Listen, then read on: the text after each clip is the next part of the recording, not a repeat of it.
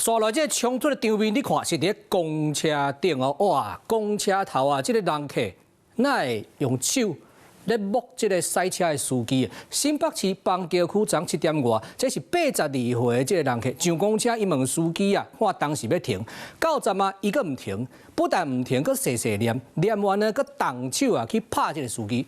司机到尾啊嘛站袂住啊，嘛出手啊，但是最后两个人煞总伫公车头停伫路边相拍啦。徛咧车门边掠手环，一直甲司机呛声。车顶的乘客是拢看到硬气，毋过这喊过的行为也袂煞。起骹动手，阁真出力，互驾驶是袂堪要啉。驾驶座转变做小木的赛场，双方拢无相让，阁维持一段时间。环境到场阻挡，嘛是废气废毒。闹够了没？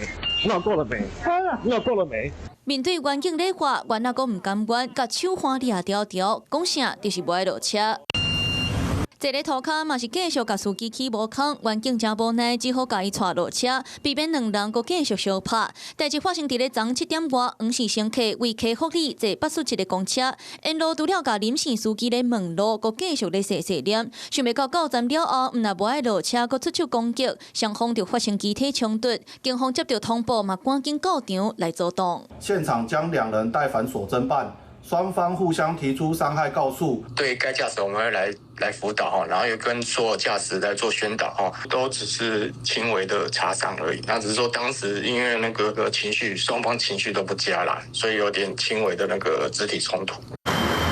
阿东便衣站人来来去去，有不少乘客甲患者出入，这个公车顶发生严重的肢体冲突，嘛甲不少民众拢惊甲害去。